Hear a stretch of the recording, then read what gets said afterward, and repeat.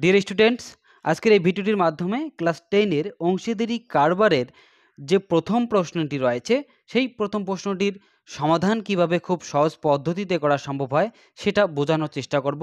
তার জন্য সম্পূর্ণ ভিডিওটি মনোযোগ সহকারে দেখতে হবে। আশা করি তোমরা বুঝতে পারবে এবং পরবর্তীতে এই ধরনের প্রশ্নের সমাধান নিজেই করে নিতে পারবে।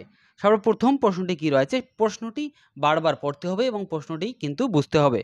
সর্বপ্রথম লেখা রয়েছে, আমি ও আমার বন্ধু মালা দুজনে যথাক্রমে 15,000 ও 25,000 টাকা মূলধন দিয়ে একটি ব্যবসা শুরু করলাম। মানে আমি এবং আমার বন্ধু মালা দুজনে মিলে, আমি দিলাম 15,000 টাকা এবং আমার বন্ধু মালা দিল 25,000 টাকা দিয়ে একটা ব্যবসা শুরু করলাম।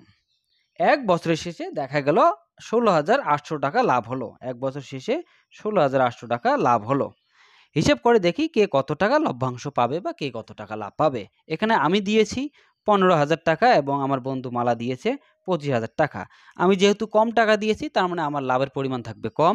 আমার বন্ধু বেশি টাকা দিয়েছে তার জন্য আমার বন্ধুর লাভের পরিমাণও থাকবে বেশি। আশা করি তোমরা বুঝতে পেরেছো। বেশি টাকা দিলে বেশি লাভ পাওয়া যাবে, কম টাকা দিলে কম লাভ পাওয়া যাবে যদি মূলধনের অনুপাতে লভ্যাংশ ভাগ হয় সেক্ষেত্রে। আর যদি নিয়ম থাকে যে কে কত টাকা দিয়েছে সেটা বিষয় না, সমান ভাগে ভাগ হবে, তাহলে সেক্ষেত্রে আলাদা। কিন্তু মূলধনের অনুপাতে যদি ভাগ করার কথা বলা হয় সেক্ষেত্রে যে যত বেশি টাকা দিবে সে তত বেশি লাভ পাবে, বা যদি ব্যবসায় লস হয় বা লোকসান হয় তার লোকসানের পরিমাণ তত বেশি হবে। যাই হোক, এখানে যেহেতু লাভের কথা বলা রয়েছে যে 1 বছর শেষে 16,800 টাকা লাভ হলো, মানে লাভ হয়েছে। হিসাব করে দেখি কে কত টাকা লভ্যাংশ পাবো, এটা হিসাব করে দেখি লিখতে হবে। যাই হোক, এখানে কি রয়েছে, সর্বপ্রথমেই সমাধান লিখবে তোমরা এবং আমি যেভাবে করতেছি ঠিক সেইভাবেই করার চেষ্টা করবে। এখানে কি আছে, আমি ও আমার বন্ধু মালার মূলধনের অনুপাত, এইভাবে। এখানে যদি দুইটি নাম থাকতো তাহলে দুটি নাম লিখতাম। যাই হোক, মূলধনের অনুপাত লেখার পর সমান সমান দেওয়ার পর মূলধন কত আছে, আমি দিয়েছি 15,000 টাকা, এই জন্য 15,000 টাকা লিখবো। 15,000 ইস্টু, তারপর যেহেতু অনুপাতের কথা বলা রয়েছে অনুপাত দিলাম, এবং আমার বন্ধু মালা দিয়েছে কত, 25,000, এই জন্য 25 লিখলাম, 25,000। আশা করি তোমরা এতটুকু বুঝতে পেরেছো। এবং তারপরের লাইন, এই 3টা শূন্য এই 3টা শূন্য বাদ দিয়ে দেবো। 1000 দিয়ে যদি ভাগ করি তাহলে কত থাকবে, 15:25। আবার দেখা যাক, আবার এখানে ভাগ যায়, যদি আমরা 5 দিয়ে ভাগ করি, 5 দিয়ে 15কে ভাগ করলে আসবে 3, 5 দিয়ে 25কে ভাগ করলে হবে 5। আশা করি তোমরা বুঝতে পেরেছো। এটা ভাগটা প্রথমে 3টে শূন্য সেম বাদ দিলাম, বা 1000 দিয়ে ভাগ করলাম। তারপর থাকলো কত, 15 এবং 25।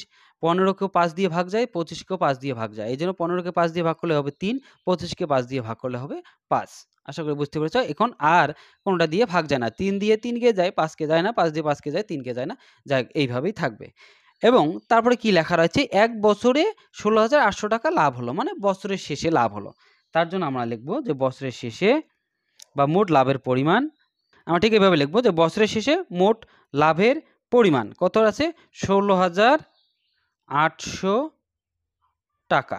ঠিক এইভাবে লিখবে যে বছরের শেষে মোট লাভের পরিমাণ সমান সমান 16,800 টাকা। এবং যেহেতু এখানে বলা রয়েছে যে হিসাব করে দেখি কে কত টাকা লভ্যাংশ পাবো, তাহলে সর্বপ্রথমে লিখবো, সুতরাং যেহেতু সর্বপ্রথমে আমার নাম রয়েছে আমি, তার এই জন্য লিখবো এখানে আমার লাভের পরিমাণ। আমার লাভের পরিমাণ লেখার পর সমান সমান দিব এবং তারপর মোট লাভটাই লিখব। মোট লাভ কত আছে, 16,800, 16,800 লিখব এবং তারপর গুণন চিহ্ন দেওয়ার পর ঠিক এইরকম একটা দাগ দেব এবং তারপর লিখব টাকা। লেখার পর এই যে আমি বা আমার রয়েছে, আমার এখানে প্রথম, আমি এখানে প্রথমে রয়েছি, আমার বন্ধু মালা পরে রয়েছে পরে, তার মানে আমির এই 3টা হবে, আমার বন্ধু মালার বা মালার হবে এই 5। তার জন্য আমার লাভের পরিমাণ যেহেতু প্রথমেই রয়েছি, তাহলে এখানে প্রথমে কত আছে 3, এই জন্য 3 উপরে লিখব এবং তারপর এই 2টা যোগ করে নিচে লিখব, 5 আর 3 যদি যোগ করা হয় 8।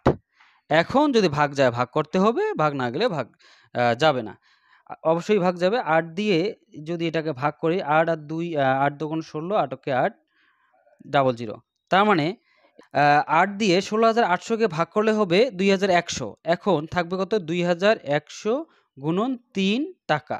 মানে এখন যদি এটাকে গুণন করা হয়, এই 3 দিয়ে শূন্যকে গুণ করলে 0 হবে, আবার 3 দিয়ে শূন্যকে গুণ করলে 0, তার মানে এই 3 দিয়ে শূন্যকে গুণ করলাম, আবার এই 3 দিয়ে শূন্যকে গুণ করলাম, আবার এই 3 দিয়ে 1কে, 3 অক্ষে 3, আবার এই 3 দিয়ে 2 কে 3 দুগুণ 6 টাকা, মানে হচ্ছে আমার লাভের পরিমাণ ৬,৩০০ টাকা। এবং তারপর লিখতে হবে আমার বন্ধু মালার লাভের পরিমাণ, বা বা লিখতে হবে মালার লাভের পরিমাণ সমান সমান সেম প্রসেস, মোট লাভটি লিখতে হবে। মোট লাভ কত হচ্ছে ১৬,৮০০, গুণন চিহ্ন দাগ দিতে হবে এবং টাকা লিখতে হবে এবং তারপর এই দুইটার যোগফল লিখতে হবে নিচে। মালা যেহেতু পরে আছে, আমি প্রথমে আছি, মালা পরে আছে, তার মানে এই যে মালার কত আছে ৫, এই ৫ উপরে লিখতে হবে। তারপর সেম এই ৮ দিয়ে এটাকে ভাগ করতে হবে, ৮ দুগুণ ১৬, ৮ কে ৮, ডাবল শূন্য আছে ডাবল শূন্য, তারপর ২,১,০,০০ গুণন থাকবে ৫ টাকা। তারপর আবার এই ৫ দিয়ে শূন্যকে গুণ করলে ০, ৫ দিয়ে এই শূন্যকে গুণ করলে ০, ৫ দিয়ে ১ কে গুণ করলে ৫, আবার ৫ দিয়ে ২ কে গুণ করলে ৫ দুগুণ ১০ টাকা। আশা করি তোমরা বুঝতে পেরেছ যে লাভের পরিমাণ কিভাবে ভাগ করতে হয় বা কিভাবে বের করতে হয়। সেম প্রসেস, সেম প্রশ্ন যদি লোকসানের ব্যাপার থাকে সেক্ষেত্রে হবে শুধুমাত্র লাভের জায়গায় লোকসান লিখলেই হয়ে যাবে। আশা করি এই প্রশ্নটির সমাধান কিভাবে সহজেই করার চেষ্টা করলাম অবশ্যই বুঝতে পেরেছ। যদি বোঝার কোনো জায়গায় অসুবিধা হয়ে থাকে তাহলে অবশ্যই কমেন্ট করে জানাবে এবং এই ভিডিওটি বেশি বেশি করে শেয়ার করার চেষ্টা করবে, কারণ তোমার একটা শেয়ারের মাধ্যমেই অন্যজনের অনেক উপকার হতে পারে।